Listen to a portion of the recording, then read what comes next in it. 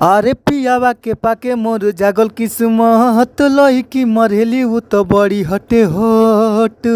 अरे पियावा के पाके मोर जागल किस्मत लईकी मरेली उ तो बड़ी हटे हट। एक कटर के जैसन ओकर पहिरौआ सखी मिलल बाटे सैया मोर तहिरौआ। सखी मिलल बाटे सैया मोर तहिरौआ। तो जी हाँ ये भैया, आप सब कैसन बानी जाए भैया।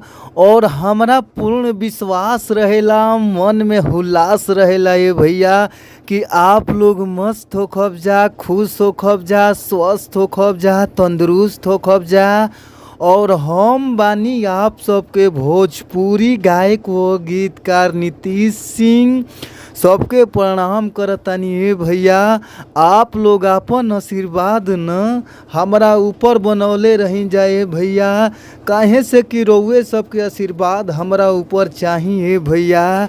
तो भैया हो, रउआ सबके बीच में बहुत ही ज़बरदस्त, बहुत ही लाजवाब, बहुत ही सुंदर, बहुत ही बढ़िया हम भोजपुरी लोकगीत रोमांटिक सॉन्ग लेके आ गइल बानी हे भैया।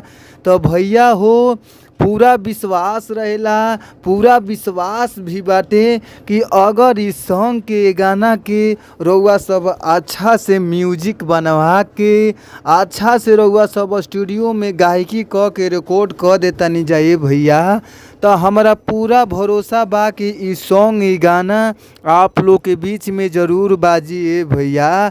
आजी भैया, रउआ सब अच्छा गावत तानी जा, अच्छा बजावत तानी जा, फिर भी रउआ सबके अच्छा मेटर गाना नइखे मिल पावत ए भैया। तो रउआ सबके घबराए के ज़रूरत नइखे। अच्छा मेटर पावे खातिर न हमारी यूट्यूब चैनल के सब्सक्राइब कर लीजा, जौना यूट्यूब चैनल के नाम बाटे भोजपुरी संगीत लिरिक्स। तो आप लोग हमारी यूट्यूब चैनल के सब्सक्राइब कर के न भैया हमार घंटी के बेल आइकन आप सब ज़रूर दबा लीजा, काहे से कि अगर रउआ सब घंटी के बेल आइकन दबा ले जा तो कोनो भी वीडियो, कोनो भी गाना अगर हमारी चैनल से अपलोड होता यानी छोड़तानी तो सबसे पहले नोटिफिकेशन रउआ सबके मोबाइल के स्क्रीन पर पहुंच जाइए भैया। तो आप लोग हमारी यूट्यूब चैनल के सब्सक्राइब करके घंटी के बेल आइकन ज़रूर दबा लीजा।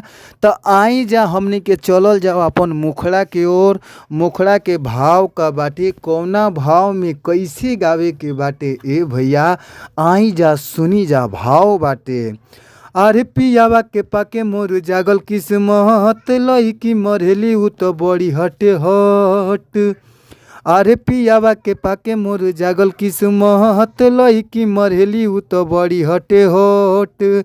एक कटर के जैसन ओकर पहिरौआ, अरे एक कटर के जैसन ओकर पहिरौआ सखी मिलल बाटे सैया मोर तहिरौआ। सखी मिलल बाटे सैया मोर तहिरौआ। तो भैया अगर मेटर अच्छा लगता, गाना मस्त लगता, तो फुल सॉन्ग लेवे खातिर स्क्रीन पर नंबर बाटे, नंबर नोट कर लीजा 98 350 77 203। एक बार और नंबर नोट कर लीजिए ये भैया 98 350 77 203।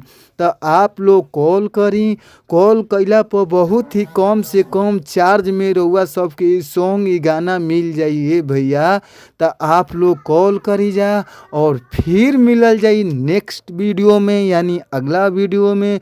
तब तक खातिर bye bye, thank you so much, धन्यवाद।